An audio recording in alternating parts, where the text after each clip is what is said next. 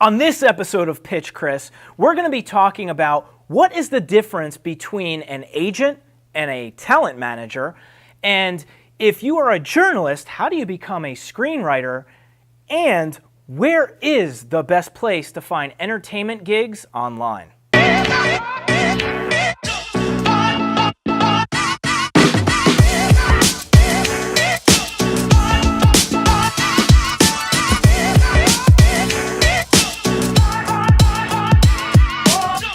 Hi, and welcome to episode 13 of Pitch Chris, where you guys ask me questions about the entertainment business, and I'm going to answer them for you. To ask me a question, find me on social media at Chris DeBlasio, hashtag Pitch Chris, and I'll be happy to answer all the questions you guys have. Let's get rolling on this first question. My question would be, at what time should I consider getting an agent or a manager? And what are their roles actually to the actor? And yeah, because I feel like some people are very confused on what an agent and manager actually do for an actor. So I would like that clarification. Hey, Nell, so you have a two-part question, right? So one of them is, when are you ready to go get an agent? And the other question is, what is the difference between an agent and a manager?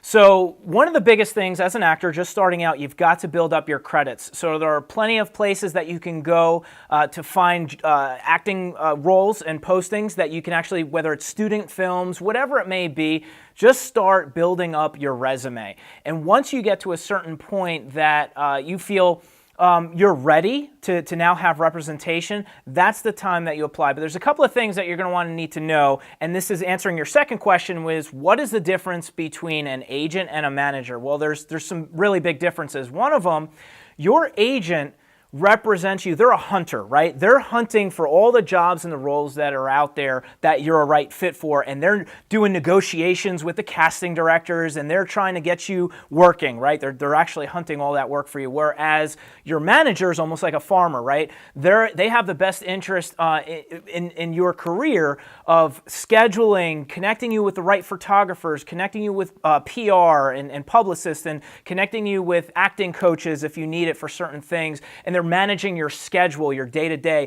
Generally, you're going to want to get a manager after you get an agent, so go getting your agent first. Managers is when you get extremely busy and you need somebody to kind of manage your schedule. Another thing, too, is a really big difference between an agent and a manager is agents are usually licensed with SAG, and that's very important. You're going to want to find an agent that is licensed with the SAG office as opposed to somebody that's unlicensed, because it's pretty important. You want to make sure that you're getting the right type of gigs, whereas a manager can be anybody. Anybody can pick up clients and call themselves a manager, so there is no real licensing that a manager is going to have to get in order to claim them to be a manager. So this is another big thing. When you are ready and you are interviewing an agent or a manager, think of it this way. You are interviewing them as much as they're interviewing you. You have to make sure that you have a really good relationship with them and it's a good fit, because they're your partner in your career. So you want to make sure that you jive together and they have your best interest and you guys are going to be working really good. Good question.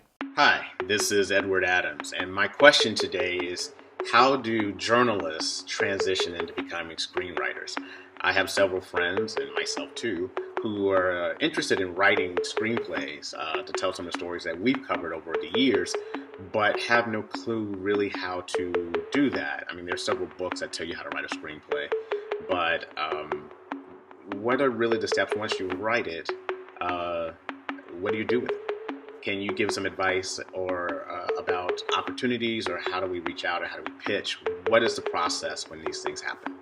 Hey, Edward, thank you for your question. Yes, there are a lot of books and things out there that can teach you how to write a screenplay. There is a very big difference as opposed to just having a book like a story and then converting into a screenplay. But there are different pieces of software out there that you can use. One of them is Final Draft.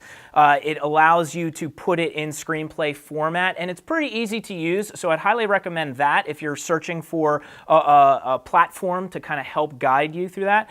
The second part of your question is, what do you do after you have a screenplay? Well, the most important thing of a screenplay and having a package ready to go is your pitch. If nobody knows who you are, you need to have a rock solid pitch in place. So the way that you do that is you go through your screenplay and you pick out the biggest moments in your screenplay. Think of it almost like a trailer, right? You're picking out those biggest moments, you're putting it into 60 seconds or less that you can express what your film is about and leave that person that you're speaking to, leave them hanging, right? A little cliffhanger at the end to get them excited to work with you.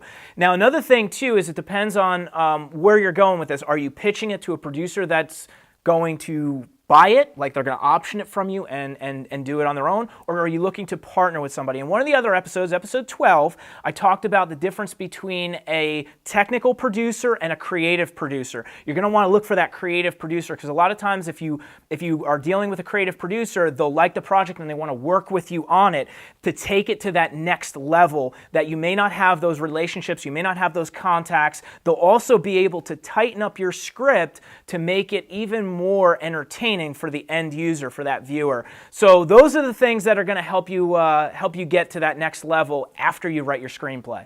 Hi, Chris.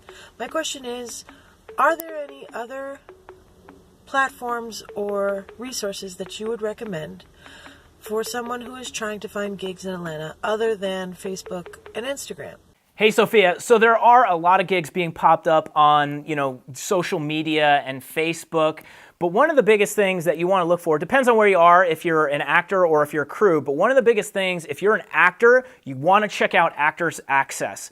Actors Access is great. For a small fee, you can actually upload your resume, you can upload pictures of yourself, but most importantly, agents and casting directors use it. So casting directors have something called breakdown services, which links to Actors Access, and that is where the major roles are that they're looking for new TV shows, new projects coming out, or existing TV shows. And what agents do is they will actually link their profile to your profile, so when you're ready to seek representation, they're able to submit you to some of these major roles. So I would highly, highly recommend to you that if you are in front of the camera, Actors Access is definitely the way to go. Also, Mandy.com, you can find acting gigs on there, but also crew. If you work in crew, you can find a lot of different crew jobs on Mandy.com. And then Production Hub. Production Hub is a really good piece of a really good place to go if you're in crew. You can find a lot of job postings on there as well. But I will tell you this, that there is nothing that beats networking. So if you're in Atlanta, you're new to the area, find some of these networking groups, some of these meetups that are industry, that you're able to start building relationships with these people, because when you get in the door, whether you're crew or whether you're an actor and a casting director sees you, they already know you. So you definitely want to stay involved with that. But those are the areas, some websites you can go to check out the latest postings. So that's all for today's episode. If you guys have questions about the entertainment business, you can send them to me at Chris DeBlasio, #PitchChris, and I'll be happy to answer all the questions you guys have.